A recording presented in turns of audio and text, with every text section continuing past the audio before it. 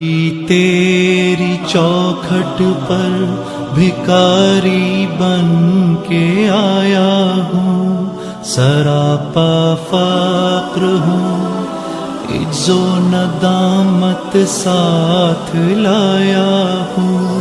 الہی تیری چوکھٹ پر بھکاری بن کے آیا ہوں، سراپا فقر ہوں، عجز و ندامت ساتھ لایا ہوں۔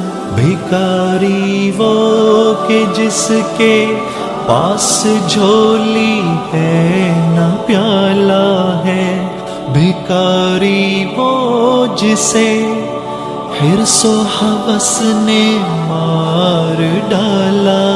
ونصلي ونسلم على رسوله الكريم اما بعد فاعوذ بالله من الشيطان الرجيم بسم الله الرحمن الرحيم اللهم صل على سيدنا ومولانا محمد وعلى ال سيدنا واصحاب سيدنا ومولانا محمد وبارك وسلم وصلوا عليه يا ايها الذين امنوا كتب عليكم الصيام صدق الله العظيم اللهم صل على سيدنا ومولانا محمد وبارك وسلم وصلوا عليه۔ اللہ رب العالمین نے ارشاد فرمایا، اے ایمان والو تم پر فرض قرار دیا گیا ہے صیام، کتب علیکم الصیام، تم پر فرض قرار دیا گیا ہے صیام۔ صیام کا آپ جس کتاب سے بھی آپ تشریح پڑھیں، جس کتاب کی وضاحت پڑھیں، وہاں لکھا ہوگا الصوم هو الامساک، کہ روزہ کیا ہے؟ وہ رکنا ہے۔ اب رکنا کس چیز سے ہے؟ یہ مختلف اینگلز ہیں، مختلف اس کے گوشے ہیں، مختلف جہات ہیں، میں صرف ایک کو لے رہا ہوں، وہ ہے پیٹ بھر کر کھانا کھانا۔ پیٹ بھر کر کھانا کھانے سے انسان کو روکا گیا ہے، یعنی 11 مہینے آپ جو کھانا کھاتے رہتے ہیں، جو آپ کا شیڈول ہوتا ہے، جو آپ کا معمول ہوتا ہے، اس کو آپ نے چینج کرنا ہوتا ہے، اور اس میں کیا کرنا ہوتا ہے؟ آپ نے بھوک برداشت کرنی ہوتی ہے، بھوکا رہنا ہوتا ہے۔ آقا علیہ الصلوۃ والسلام نے ارشاد فرمایا افطار کے وقت پیٹ بھر کر حلال کھانے سے بچنا۔ فرمایا مومنوں مسلمانوں، میری امت، میرے غلاموں، پیٹ بھر کر کھانا کھانے سے بچو، اگرچہ حلال کھانا ہو۔ فرمایا اللہ عز و جل کے نزدیک اس پیٹ سے برا برتن کوئی نہیں جس پیٹ میں حلال کو بھر دیا جائے، حلال سے اس کا پیٹ بھر دیا جائے۔ فرمایا یہ اس سے کوئی برا برتن اللہ کے نزدیک کوئی نہیں ہے۔ اور آقا علیہ الصلوۃ والسلام نے فرمایا روزے کے ساتھ کیا ہوتا ہے کہ اللہ عز و جل کے دشمن شیطان پر غلبہ پانا ہوتا ہے، اور شہوت کو توڑنا ہوتا ہے۔ جبکہ پیٹ جب بھر جاتا ہے تو شیطان پر بھی بندہ غالب نہیں ہو سکتا، بلکہ اسے اونگ آتی رہتی ہے، غفلت کا شکار ہوتا ہے، وہ سویا رہتا ہے اور دیگر عبادات بھی نہیں کر سکتا، تو وہ شیطان پر کس قدر غالب ہوتا ہے۔ تو پیارے دوستو، شہوت کو توڑنا ہوتا ہے۔ شہوت کو توڑنے کے لیے ضروری ہوتا ہے کہ آپ کھانا زیادہ نہ کھائیں۔ حدیث پاک میں آتا ہے، آقا علیہ الصلوۃ والسلام نے ارشاد فرمایا شیطان انسان کی 4 باتیں تلاش کرتا ہے، جب اس کو 4 باتیں تلاش مل جاتی ہیں، تلاش کر لیتا ہے، وہ کہتا ہے بس بندے کی اور کسی بات کی ضرورت ہی نہیں ہے۔ ان 4 باتوں میں سے پہلی بات یہ ہوتی ہے تکبر کرنا۔ جب بندہ تکبر کرنے لگتا ہے، سمجھے کہ شیطان کی 4 فیوریٹ جو باتیں ہیں ان میں سے ایک اس بندے کے اندر پائی گئی ہے۔ اور آقا علیہ الصلوۃ والسلام نے فرمایا دوسری کیا ہے شیطان کو پسندیدہ چیز؟ فرمایا اپنے اعمال کو زیادہ سمجھنا، یعنی اپنے آپ کو نیک سمجھنا، اپنے اعمال کی کثرت سمجھنا اور اپنے اعمال کی زیادتی سمجھنا کہ میں بڑا نیک ہوں، میں نے بڑے اعمال کیے ہیں، بڑی اصلاح کیا ہے، بڑا علم حاصل کیا ہے، بڑا کردار بنایا ہے، بڑی عزت بنائی ہے. یہ سارا کچھ جب انسان کو اپنی عبادت زیادہ نظر آنے لگے، سمجھے کہ مجھ پر شیطان کا حملہ ہے. اور تیسری چیز آقا علیہ الصلوۃ والسلام نے فرمایا جو شیطان تلاش کرتا ہے وہ یہ ہوتا ہے کہ اپنے گناہوں کو بھول جانا. اپنے گناہوں کو جو بھول جاتا ہے یہ شیطان کا اٹیک اور حملہ ہوتا ہے. اور چوتھی بات کیا ہوتی ہے؟ آقا علیہ الصلوۃ والسلام نے فرمایا پیٹ بھر کر کھانا کھانا.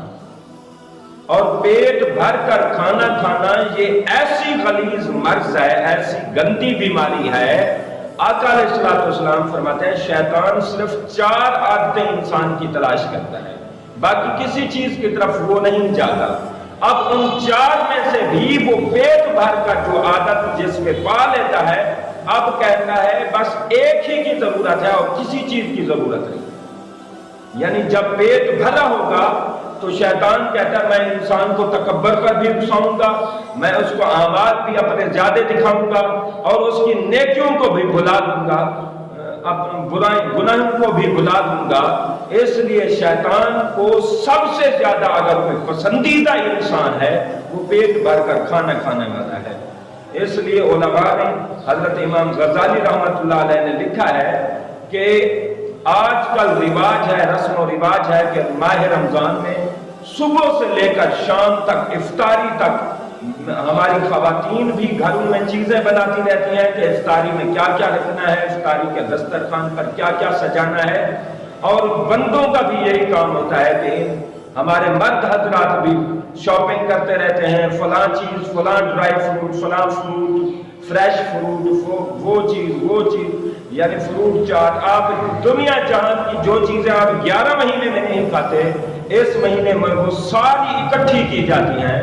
حضرت امام غزالی رحمۃ اللہ علیہ فرماتے ہیں کہ روزے کا تو کوئی فائدہ نہ ہوا. روزہ تو یہی تھا کہ اللہ رب العالمین نے فرمایا بھوک پر پریکٹس کی جائے، اور جب آپ دن کو تھوڑا پیریڈ بھوکے رہیں اور جب افطاری کا ٹائم آئے ساری محنت پر آپ پانی پھیر دیں اور سارا روزے کے مقصد کو بھول جائیں. اور روزے کا جو حکمت ہے اللہ رب العالمین کے ہاں، اور جو روزے میں بلندیاں ملتی ہیں، جس روزے کی جزا اللہ فرماتا ہے ہر چیز کی جزا اللہ فرشتوں کو حکم دیتا ہے فرشتے اس کو نماز کا اجر دے دو، حج والے کو حج کا اجر دے دو، زکات والے کو زکات کا اجر دے دو. الغرض جب روزے کی باری آتی ہے رب العالمین ارشاد فرماتے ہیں کہ فرشتے آپ پیچھے ہو جاؤ، روزہ میرے لیے ہے، جزا میں خود دوں گا. تو جزا ایسے نہیں مالک دینے والا، تو جزا کے لیے بھی کچھ محنت درکار ہوتی ہے.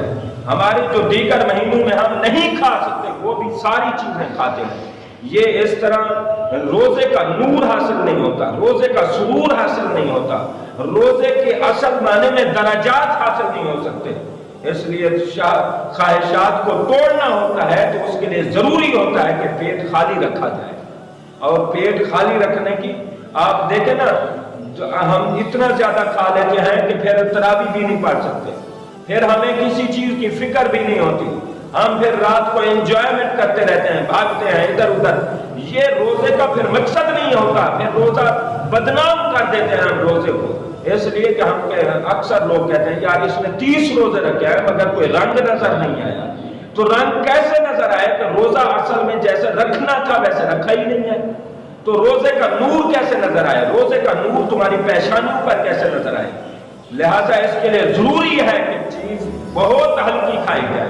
اور اللہ رب العالمین کی حکمت دیکھیں، رب نے فرمایا ہے کہ روزہ جب کھولو، آقا علیہ الصلوۃ والسلام نے فرمایا تم میں سے پسندیدہ بندہ وہ ہے جو روزہ ایسے کھولے، یعنی پانی اور کھجور کے ساتھ بہت جلدی روزہ کھولے. یعنی جو ہی آذان ہو، اعلان ہو، فوراً کھولے پانی کے ساتھ اور کھجور کے ساتھ، اور پانی اور کھجور کے ساتھ روزہ کھول کے نماز کی طرف آئے. اس لیے رب نے یہ نماز درمیان میں رکھی ہے. روزہ کھولنے سے کے بعد نماز کا رکھنا اس لیے ہے کہ رب فرماتا ہے بندے اب تو وہ پانی بھی پی چکا ہے، کھجور بھی کھا چکا ہے، اب دسترخوان پہ بیٹھ گیا تو پیٹ بھر کے کھا لے گا، تو فوراً اس دسترخوان سے جدا ہو اور میری بارگاہ میں سجدہ دے دو گا، فوراً نماز کی طرف آ جا تاکہ درمیان میں گیپ آ جائے کھانے پینے کا، اب تیرا دل بھی نہ کرے، یہ تیری روحانی غذا بن جائے نماز۔ لہذا یہ آقا علیہ السلام نے یہ روزے کی طاقت بیان کی ہے۔ حضرت احنف بن قیس رحمت اللہ علیہ، آپ بزرگ تھے، کسی نے کہا جناب آپ کمزور ہو گئے، آپ روزہ چھوڑ دیں، آپ نے فرمایا میں ساری قوت جو موجود ہے میں روزے پہ لگاؤں گا، جیسے میں جسمانی طور پر کمزور ہوتا جاؤں گا اسی طرح میں روحانی طور پر طاقتور ہوتا جاؤں گا۔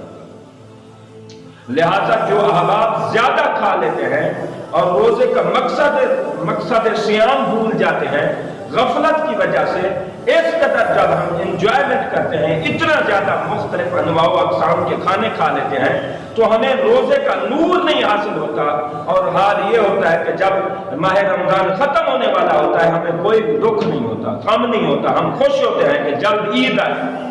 یہ عید کا جلدی انتظار کرنا یہی مقصد ہوتا ہے کہ روزے کا فیض نہیں مل سکا، روزے کا جو نور تھا ہمیں وہ نہ مل سکا، تب تو ہمیں رمضان کے جانے پر خوشی ہے، عید کے آنے پر خوشی ہے۔ وگرنہ صحابہ کرام جب روزے رکھتے تو صحابہ کرام رمضان شریف کے جانے پر 6 مہینے غم زدہ رہتے۔ آج ہم خوش ہوتے ہیں کہ جلد اعلان ہو اور عید کا اعلان ہو جائے، چاند رات ہو جائے۔ تو پیارے دوستو، پیٹ بھر کر کھانے سے بڑے فسادات میں آقا علیہ السلام نے فرمایا پیٹ کو تھوڑا بھرا کرو، فرمایا پیٹوں کا کچھ حصہ بھرا کرو، پیٹ فل نہ بھرا کرو، اس لیے کہ پیٹ تمام بیماریوں کی جڑ ہے۔ اب بیماریاں روحانی ہوں یا جسمانی ہوں، ہر بیماری کی جڑ پیٹ ہے، اس سے بہت بچنا ہوگا۔ اس لیے تو پیٹ جتنا خالی ہوتا ہے اتنا نور اترتا ہے، اس لیے تو آقا علیہ السلام پتھر باندھ لیا کرتے تھے، اس لیے کہ نبوت اور رسالت کے منصب پر جو آقا علیہ السلام پر انعامات ہوئے اسی وجہ سے ہوئے۔ آقا علیہ السلام 8 پتھر باندھ لیتے اور کئی دن آپ باندھے رکھتے، اس لیے کہ پیٹ تو جتنا آپ کمزور کرتے جائیں گے روحانی طور پر آپ طاقتور ہوتے جائیں گے۔ لہذا آپ افطاری ضرور کریں، حرام سے بھی افطاری نہ کریں۔ آقا علیہ السلام نے فرمایا حرام سے بھی افطاری نہ کریں، حلال سے بھی ایسی افطاری نہ کریں کہ آپ کھا کے بالکل قدم بھی نہ اٹھا سکیں۔ لہذا ہمیں اس مہینے میں پریکٹس کرنی ہوگی بالکل کم کھانے کی، دن کو رات کو ہمیں کم کھانا ہوگا، وگرنہ روزے کا تو پھر کوئی مقصد نہیں۔ آپ تھوڑے سے پیریڈ میں نہ کھائیں، پھر وہی آپ بہت زیادہ ہی کھانے لگ جائیں، ہمارے اخراجات بھر کے بڑھ جائیں، ہمارا راشن 11 مہینوں جتنا 1 مہینے میں آ جائے، پھر وہ مقصد حاصل نہیں ہوتا۔ جیسے ہم کرکٹ دیکھتے ہیں نا، کوئی آدمی اگر بھاگ کر کیچ لینے جاتا ہے، اب وہ بہت زیادہ بھاگ کے گیا اور کیچ وہ نہیں لے سکا، کیچ اس نے ڈراپ کر دیا، کیچ ریسیو نہیں کر سکا، تو اس کے بھاگنے کا کیا فائدہ؟ آپ کوئی کہے کہ یعنی بھاگا تو بڑا ہے، بھاگا تو بڑا ہے، کیچ تو نہیں کر سکا، مقصد تو نہیں تھا حاصل ہو سکا۔ لہذا یہی مقصد ہے کہ ہم روزے سے اگر نور نہ حاصل کر سکیں، تھوڑے سے بھوک مرنے سے ہمیں کوئی فائدہ نہیں ہوگا۔ اللہ کریم ماہ رمضان آنے والے کا شاندار استقبال، اور ماہ رمضان میں جو قواعد، جو ضوابط ہیں، جو کلیات ہیں، جو آقا علیہ السلام کی تعلیمات ہیں، ہدایات ہیں اور حکمت ہیں، ہمیں اس پر ڈٹ کر عمل کرنے کی توفیق